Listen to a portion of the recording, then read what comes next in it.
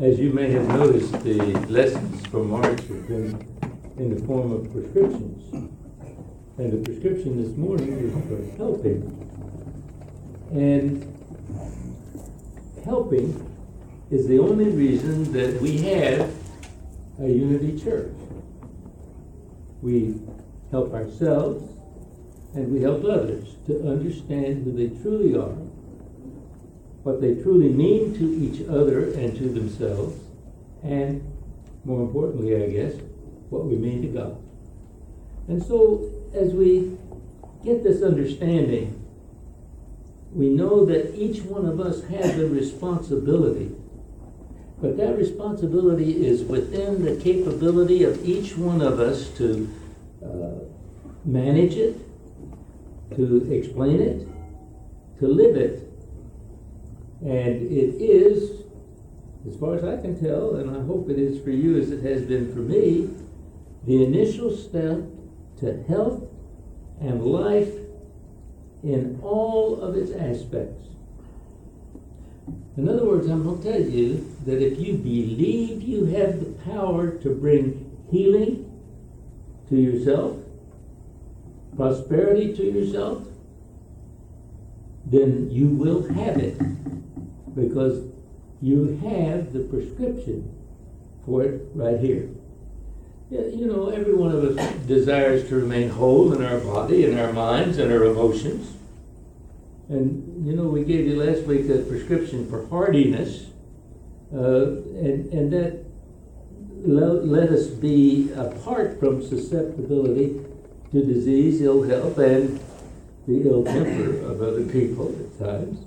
So believe you have the power to live and work in harmony with God, and you do this in a symbiotic relationship. Remember that word? Yeah, okay. And that is a prescription for hardiness. And we desire to have harmony both within ourselves and with the world. So if you believe you have the power to apply understanding and wisdom to the facts of life, to the conditions of life, and you do it in such a way that harmony and good effect are assured, then you have in your heart a prescription for harmony for yourself and others. And we desire to help our fellow human beings to be healed, to remain whole, and to live harmonious lives. So the prescription for helping is our prescription for this morning. It's actually just a continuation of the harmonic overtones of a great fundamental mental truth. God has provided as life as a dynamic experience of good. Did you ever think of it that way? God has provided life to you and to me as a dynamic experience of good. Some of us haven't gotten there yet, but all of us will if we just listen and understand and apply. You see, every one of the prescriptions we have is based in belief both in God and in God's absolute goodness and in yourself as an individualization that can never be separated from God. I don't care how mean you have been, where you have been, how low or how high you have gone, you've always gone there with God. It's always been with you in every sense of the word. So this belief or faith may not fully reside in your consciousness. Happily, that does not mean that you are incapable of such faith. All it means is that you have the joyous experience ahead of attaining that kind of faith. Paradoxically, the same mental feeling tools used to build faith are also used to attain and maintain health, harmony for yourself and for others. You know these tools? Meditation and prayer. Now, we already know that prayer begins as an intuitive underlying understanding that God is good, and that God provides you all good in your life. Now if you can understand that in your prayer, then your prayers are immediately answered, no matter what they might be. But you see, the thing happens to be that this intuitive understanding has to be applied, and there's no one else to do it but you. You apply it. You bring your life from potential good to a manifest good. And one very powerful technique for the application is commonly called meditation. Now, I like to strip all the mystery from meditation. I really have, you heard all kinds of things about meditation. As a matter of fact, 35 years ago, the churches of the land were saying meditation is from the East and therefore it has to be something else, you know. But we're not doing that anymore. We stripped the mystery and all the regimented regulations that go along with some people's meditation. And we've come to understand that meditation is communication with your own subconscious part of your mind. And you do it through this faculty that we have called the imaging faculty. Some people call it your imagination. Now, the imagination is your spiritual door, and that door is open both intellectually and in feeling when you meditate. The purpose is change within your own self, and not a change outside. That'll come later. The purpose of your meditation is to get you in line with, in harmony with, the idea that you are God's child, and therefore you have a happy, healthy life ahead of you.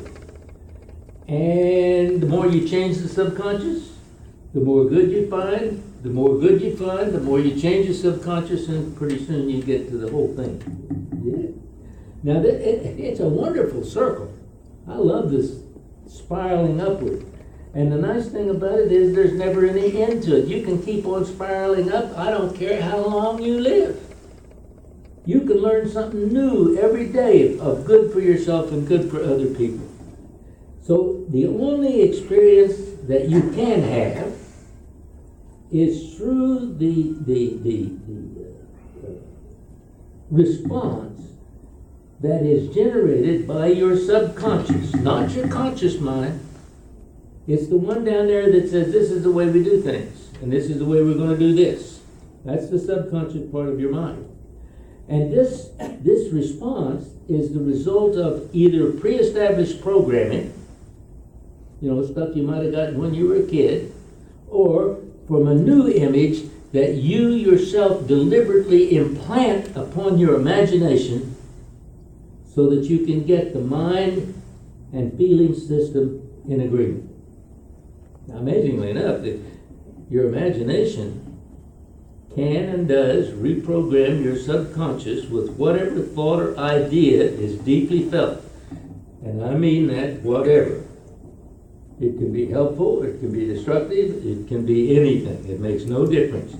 As a matter of fact, your subconscious does not question it from an ethical or mental or spiritual point of view. It just says, this is what you say, this is what we do. So what I'm telling you is that any experience can be commanded of the subconscious. It is what you could call an obedient servant, and it provides the response through emotions back through the imagination into the intellect. The intellect then grasps the validity of the experience and builds belief in the experience as consistent with the self in relation to self in the manifest world. I can tell you that didn't make too much sense with too many people. And I understand. So let me just tell you, don't concern yourself with that at all. You can intellectually get it or not get it at all. It makes no difference to me. You do have to understand that there is a process that you participate in to make these changes that you want. It's kind of like trying to figure out how much $1 billion is. You ever think about that? Well, let me give you an explanation. There was a guy whose wife said, I want some money. So he said, okay, here's $1 million. Go out and spend $1,000 a day and come back when that's gone.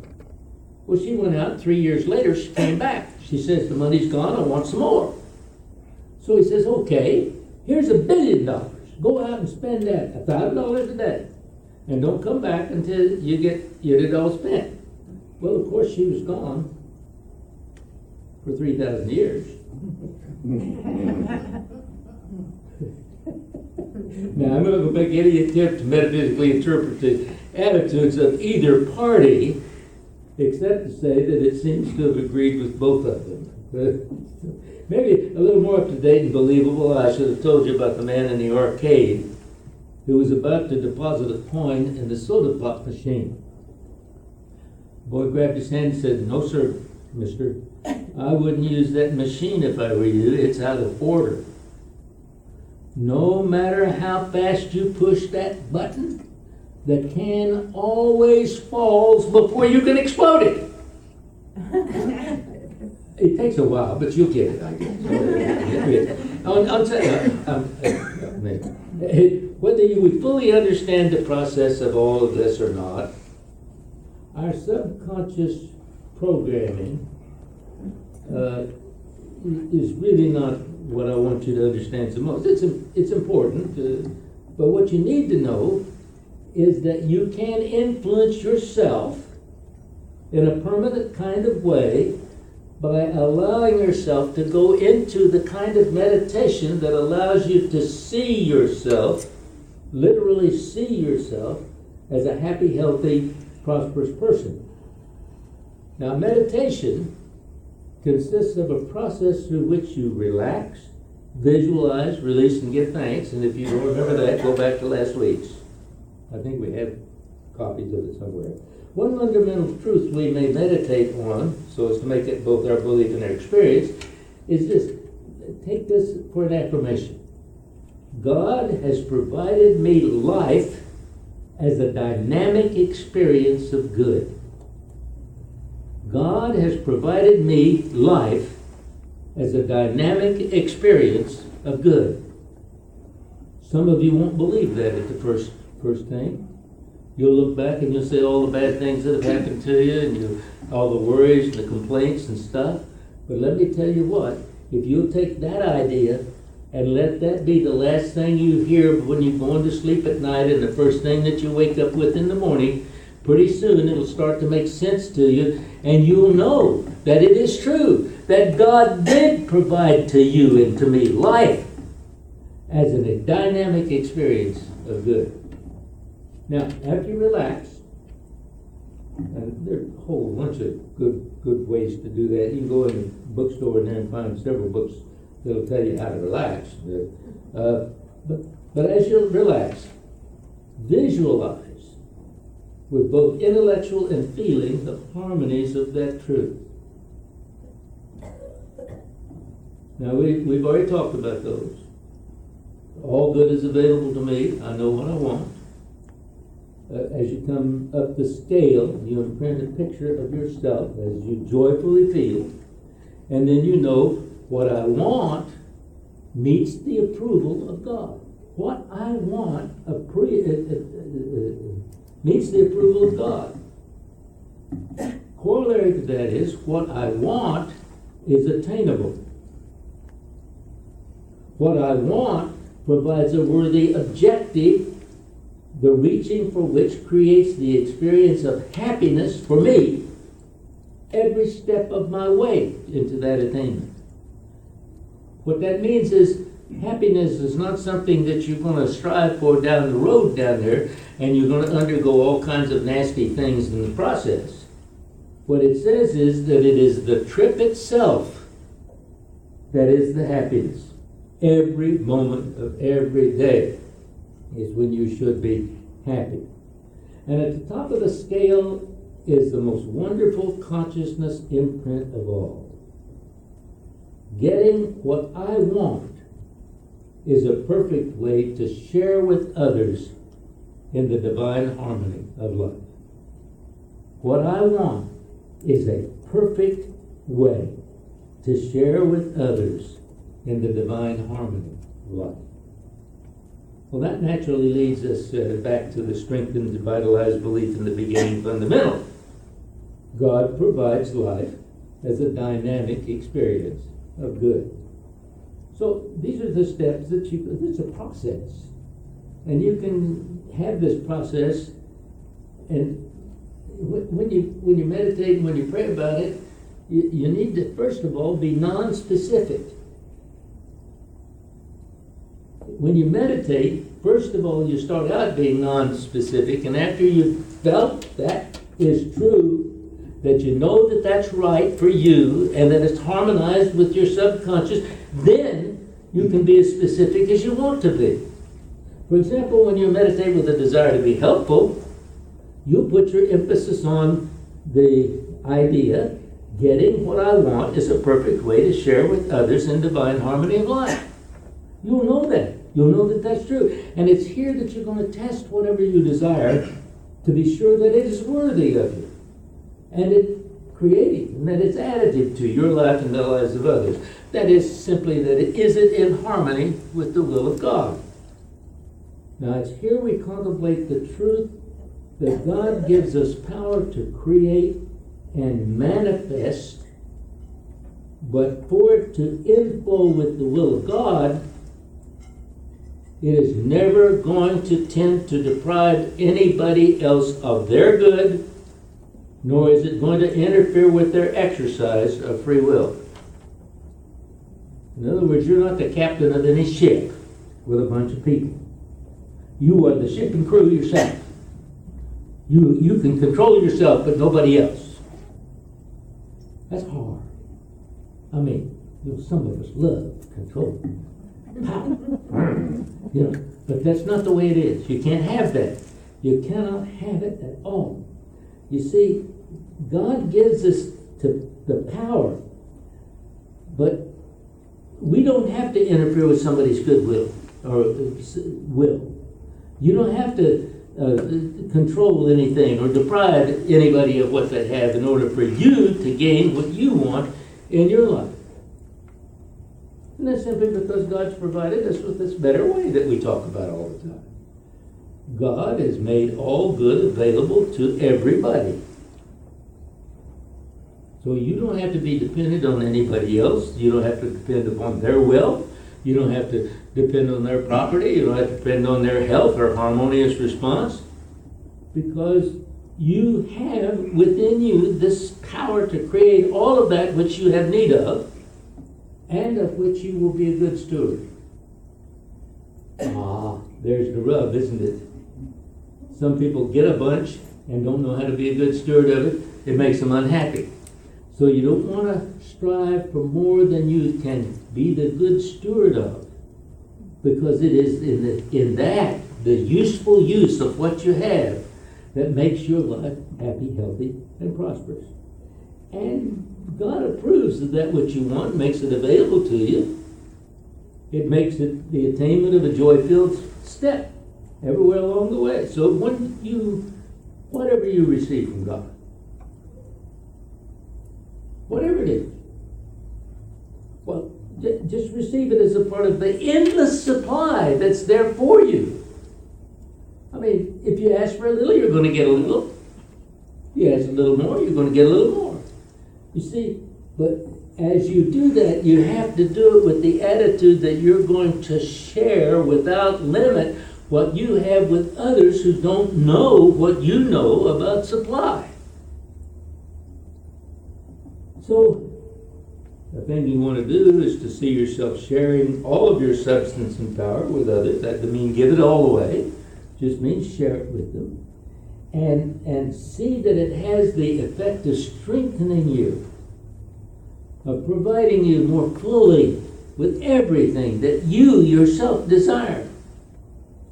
See that it has the effect of creating within you the experience of love and peace and joy. If it doesn't, get rid of it. It's like you got a growth, and the growth isn't doing you any good. Go have it cut out. You don't need it anymore. It's not good for you to keep it. So you need to know that everything you do so that you will have love, peace, and joy, and that you're sharing that with everybody else. So it's pretty obvious many times. You just look around and see what the effect on other people you touch. One of the most wonderful things about it is to see the joy of renewing health in a person when you prayed for them. And believe me, we have chaplains here that are praying with all of you all of the time, and I think it has marvelous and wonderful results. And I thank God for them all. You see, this idea of providing healing for yourself and for helping others in their healing work is pretty contrary to what the popular belief is. Did you know that? It's been an integral part of the truth teachings for all the time. By the way, it's been a part of the whole Christian teaching. Sometimes we deny it, but it's always been there. No less a personage than a fellow by the name of Jesus, who we call the Christ. He got out there and preached the gospel of wholeness for one's self. He demonstrated that he could provide healing help for others. And he did it on many, many, many occasions. It wasn't some fluke that happened one time. It was a part of his ordinary, everyday ministry.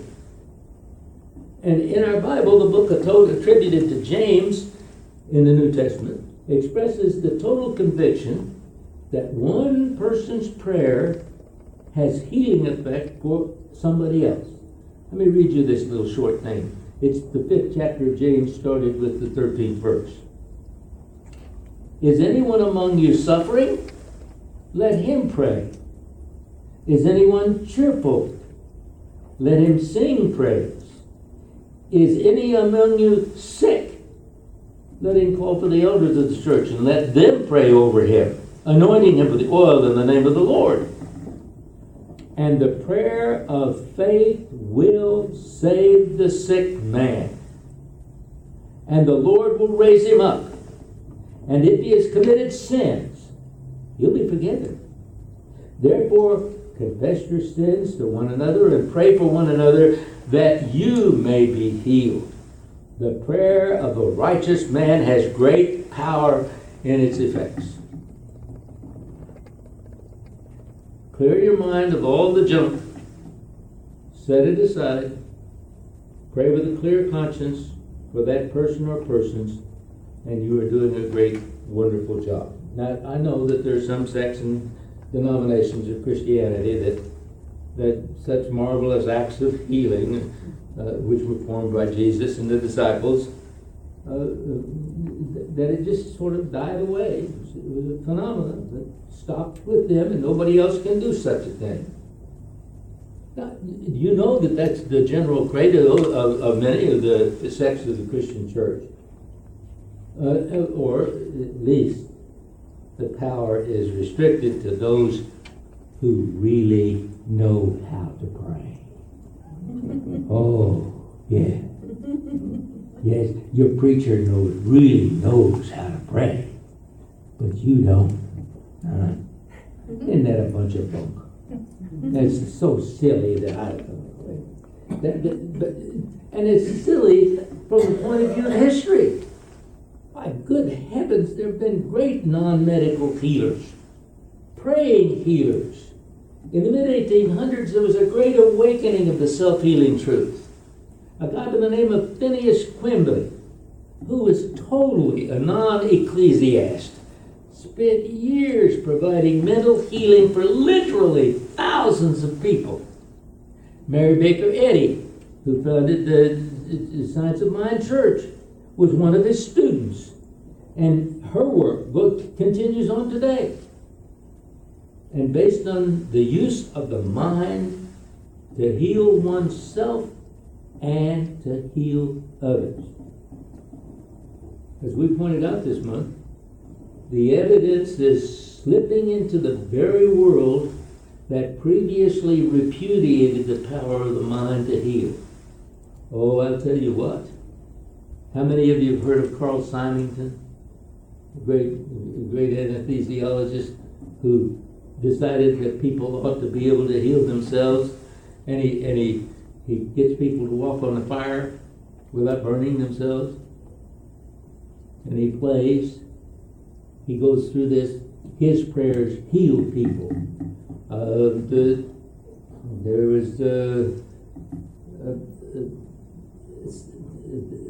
There was an article in the Science Digest many years ago that proclaimed the mind is healer, proof at last. And that article described the latest research in finding the relationship between the brain and the responses of the total body, including your immune system, the glands, the symbiotic nervous system. And it's just gotten better and better every year. There's more and more evidence of it for everybody. So it seems that the power of Jesus to live his own version of the image of wholeness didn't pass away when he left us. Remember, Jesus said, this is in John 14, number 12, if you want to read it. Truly, truly, I say to you, he who believes in me will also do the works that I do, and greater works than these will he do. He healed, or was the instrument of healing for many people.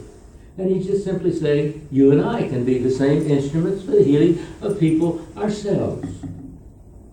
So Jesus was right about prayer for self and others. Do you know Jesus prayed for himself too? Remember? He didn't just pray for others, he prayed for himself too. That's kind of alarming, isn't it? When you start to think that the Son of God had to pray for himself. But that's the way it is. But anyway, it proves that his guidance is valid today. So I want every one of you to feel the joy and the peace and the power of that validity as you join yourself mentally, physically, and emotionally with God through that Christ Spirit that always resides within you. It's time to be specific.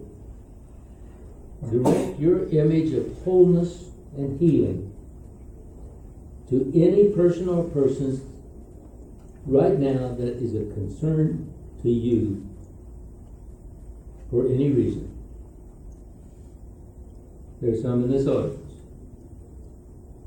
You don't need to know who they are. God knows. Just image every person here whole, happy, filled with love and joy. Feel the joy of it yourself. Feel how it heals you from all of the other parts of life that have not been up to snuff lately. Go within yourself and pray and meditate so that that prayer and meditation carries forth throughout this room, throughout this city, throughout this world, to bring healing and help to all, whoever they may be. See the light of healing leave through you and go to every one of them, and let it just simply engulf them. And I want you to watch in your mind and with all your heart as their healing takes place. You do it in mind so that the body can follow. So do it right now. Do it right now. And release any concern over that matter. Just give the process completely over to God. God knows what to do when we don't. Know that the decision and the responsibility for accepting their total healing is theirs to make.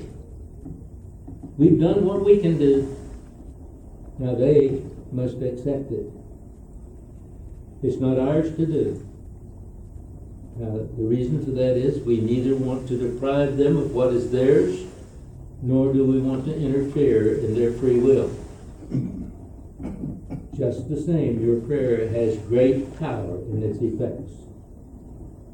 And for those who will accept, it is done in the name of the Christ. So give thanks to God and for the example of Jesus and the others that have followed to keep alive the consciousness of our power of helping. For a moment, close your eyes and feel the victory of knowing that God truly gives us life as a dynamic experience of good. God has given us this life as a dynamic experience of good. And so it is. Amen.